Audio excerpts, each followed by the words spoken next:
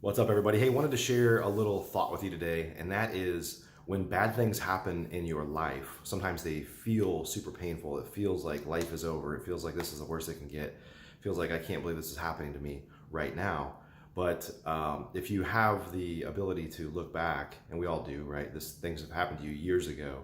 In many instances, there was a silver lining, right? Something good came of it. Sometimes, and most often, very good things came of it, no matter how painful it was. And so what I want you to focus on when you have bad things that happen to you in your life is that there's a silver lining here somewhere. Something good is going to come from this. I can't see it right now, but I know it's coming. Now, don't get me wrong. I know it's really hard to think that way in the moment when something bad is happening.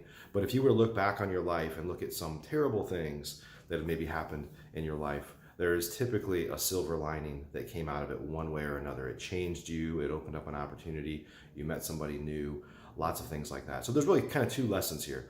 One is there's a lot of people that are sharing some successes on social media and other areas. And some of them are, let's be honest, some of them are D-bags, but some of them are doing this to inspire people, and they're not really doing it to boast necessarily, but to teach a lesson. There's a lot of great lessons out there if you look. We have a tendency for some crazy reason to want to be successful or want to achieve great things. But then when we see people do it, we're like, well, they must have cheated. They must have done this. They must have wronged somebody. It's a crazy human thing. So the first lesson is when you look at that person, if you get to know them a little bit, you can probably look back and see a bunch of bad things, a bunch of failures, a bunch of things that happened along the way for them to get there.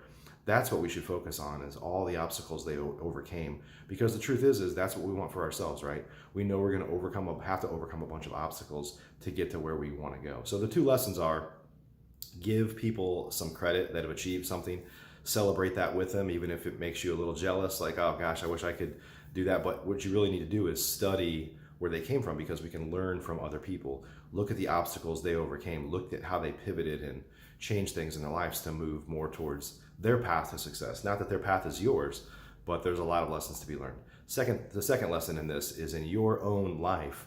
Don't give up when you hit these walls or something bad happens, or a bad relationship, you go through a bad relationship, you get fired from a job, a company, goes under, whatever it might be.